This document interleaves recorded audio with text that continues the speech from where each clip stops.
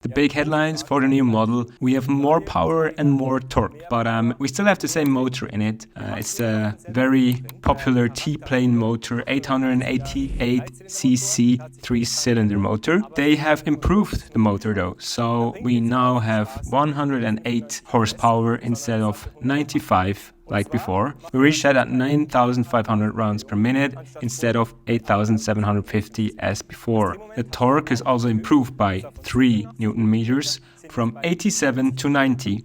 And we reached that already at 6,850 rounds per minute and not only at 7,250 as before. Triumph also states that the emissions have gone down and you now use 9% less fuel, which gives you approximately around 420 kilometers of range with the new 20-liter tank. This is a very interesting headline, but what exactly is behind it? Just to say the bike is more powerful would be wrong, so we have to analyze the graphic, how that power actually develops in the bike. And if you look at the graphic and you take, on one axis you take the RPMs, on the other one you take the power, you can see that you only start to realize the additional horsepowers from around 7,500 RPMs onwards. So until you are in that area in that range of RPMs, the power stays more or less the same. It's certainly a good feature and I appreciate the more horsepowers, but I think we shouldn't only reduce the new model to those specs, because there are a lot of other things that Triumph improved on this bike compared to the previous model that I think would be worth mentioning. First, we focus on the GT Pro and the GT model, and afterwards we will go a bit more in depth about the Rally Pro when we talk about off-road riding.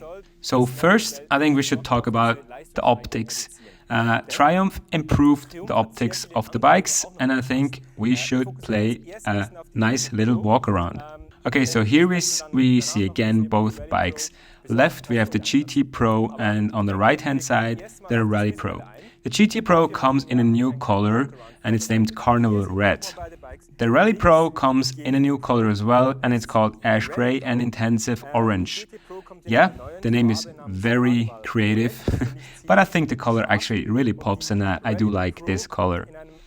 Visually, Triumph said they improved the beak, which I don't see so much difference, but if we go around and look at the tank, we can see that it is now narrower and flows a bit better into the seat, which was also a bit remodeled. Here we can see the Adventure foot pegs, which are not standard on the Rally Pro and have to be bought separately.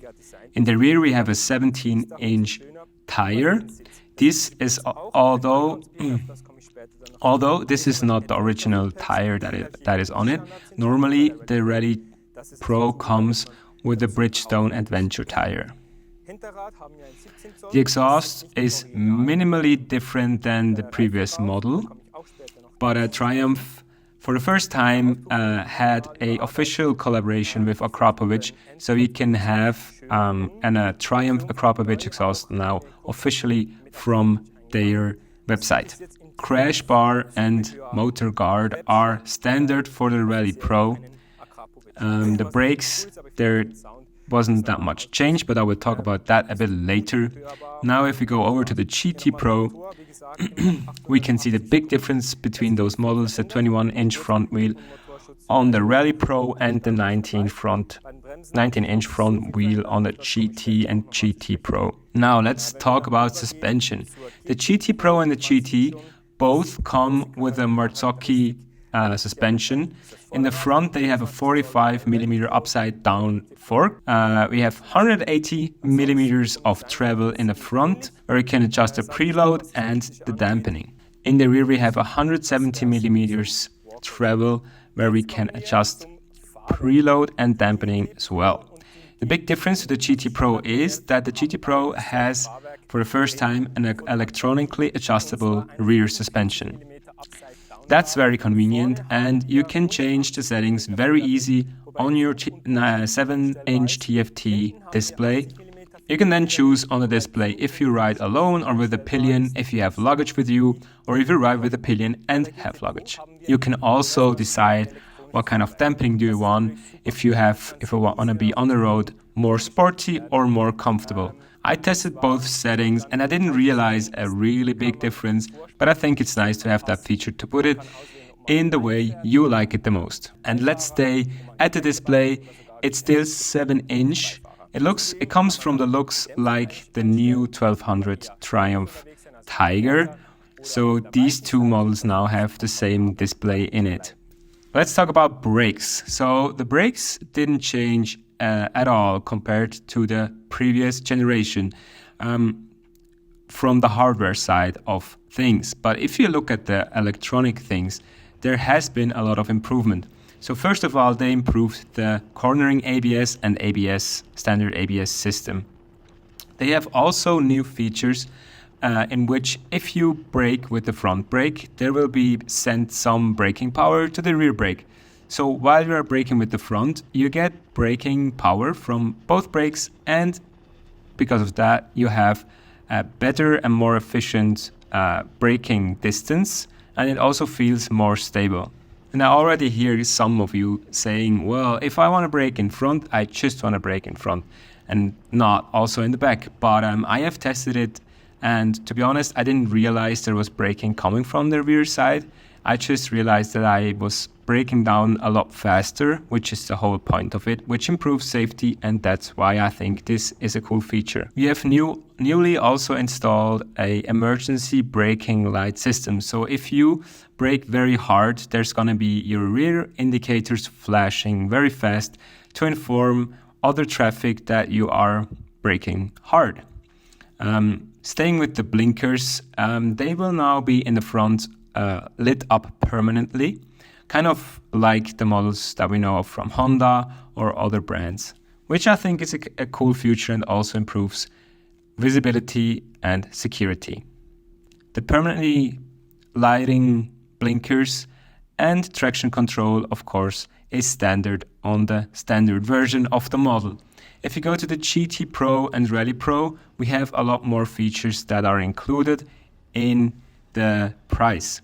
So we have quick shifter and a center stand that comes with it. We also have heated grips, but also heated seats for the rider and the pillion, which is a very cool feature. We also have a tire pressure control system on the GT Pro and the Rally Pro installed.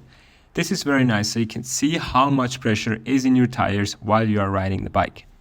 So if we talk about ergonomics, first let's talk about the seat.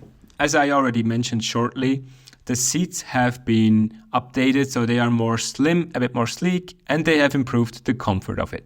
For the GT Pro and the GT, seating height is at 820 millimeters and can be adjusted up to 840 millimeters. There is also possibility to build in a low seat that comes at 800 millimeters height and is also heatable, which is a very cool feature. If we talk about features and ergonomics, there's also a new thing called handlebar dampening, which kind of deletes all kind of vibration and disturbances that you pick up through your handlebar.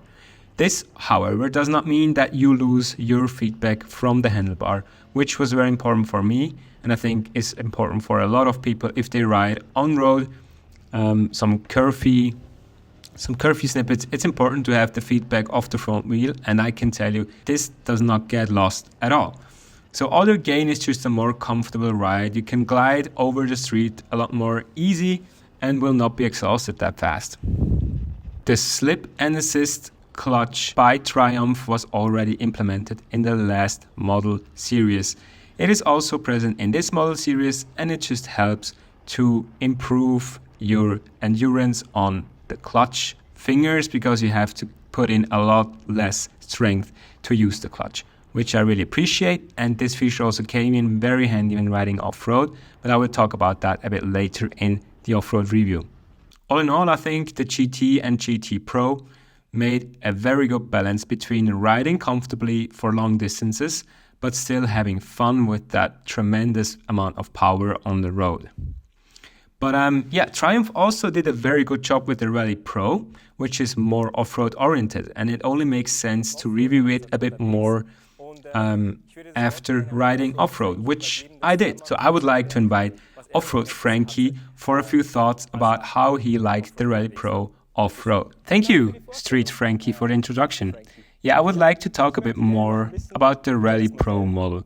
We have been riding 5 hours off-road, and it wasn't just straight gravel roads, but it was really some challenging parts, and I really liked that we could test out the capabilities of this bike.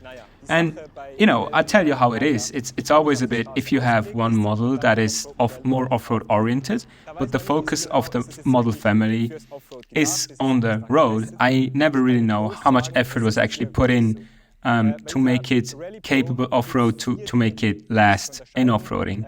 And on this model, I can really say with a good feeling, they did a good job on developing this bike for off-road use. So on the Rally Pro, there's 4 things that differentiate from the GT Pro. And firstly, of course, the tires. In the front, we have a 21-inch tubeless wheel with spokes, not like on the GT Pro. But I have to say, this right here is not the standard tires that come with the Rally Pro.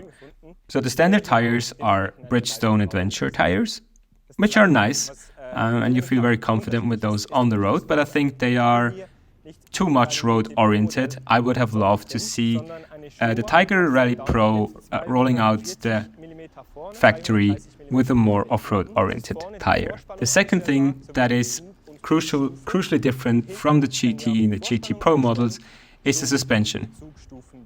We don't have a Marzocchi suspension in here, but one from Showa. In the front, we have a 45mm upside down fork, manual preload, rebound and compression damping adjustable with 240mm of travel.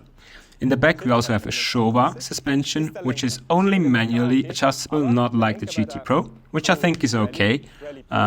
Because if you are riding a lot of off-road, the more electronics you have on board, the more things can break. It has 230mm wheel travel in the back and is adjustable in preload and rebound damping. So the handlebar on the Rally Pro is 15mm closer to the rider. And because of that, you have a lot better stand on the bike. Especially when you ride off-road, you have a very much more healthy position and you feel more comfortable navigating the bike through the trails. It also has on the street actually, because you have a more upright and comfortable riding position, but it always depends what the rider is preferring. The third difference between a GT Pro and the Rally Pro is the sitting height. So on the GT Pro, we had 820 to 840 millimeters.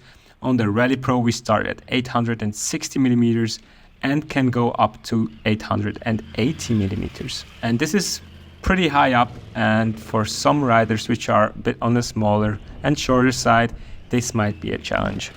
Another thing about the Rally Pro, or on the Tiger models in general, but which caught my eye when I was riding on the Rally Pro, is the traction control and the ABS.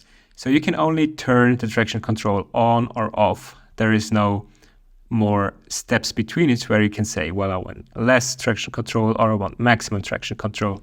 And I must say the traction control really overdoes what it should, I think, when riding off-road. So when I turned it off, the bike rode completely different.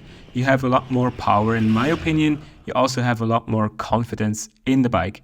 So I think it's rather sad that Triumph didn't really give the possibility to adjust the traction control in a more sensible way. The ABS is only on or off. And if you are in the off-road mode, the rear ABS is off completely. So there is no chance for you, if you like off-road ABS, to have this on the Rally Pro or on any new Tiger models. There's also a mode called Offroad Pro, in which all of the ABS is turned off. So you don't have ABS in the rear nor in the front. And I think that's very crazy, because normal people don't usually turn off the front ABS. Or in other terms, I think there's no need to turn off the ABS in any situation, except you are a really pro rider. And I'm not talking about just experienced rider, but a rider that does stunts or is racing rally style. So I think it's okay, and it's nice that they have the option, but I would have rather see more detailed and distinguished modes for the normal rider instead of giving the option to turn it off completely. But let's get back to some positive points. And what I, for example, found very positive is the ultra soft throttle control. That means if you are riding off-road especially, you have a lot of control over the bike and you can accelerate or decelerate very, very neatly. This results in more stability and control over the bike. Another thing is the, as I already told you in the beginning, improved torque. So we now have those 90 Newton meters instead of 87, which is not a big improvement. But on the other hand, you can feel that torque earlier, which gives you the possibility to really tractor through some tracks in a second gear on low revs, which gives you more control and security over the bike. And I really appreciated this feature on the new Rally Pro, and it made riding off-road so much comfortable and very, very easy. Well, thank you so much, Offroad Frankie. These are very exciting news. And I think it shows that the Rally Pro really was made for off-roading and that it really works on as well as off-road. The Onroad GT is ready to roll, so with 90% of fuel in it at 290 kilograms. The GT Pro comes with 222 kilograms and the Rally Pro comes with 228 kilograms ready to roll. So that will be the end of the video. I'll go and enjoy my beer in the sun here in my last hours in Spain. Thanks for watching and until the next time, goodbye.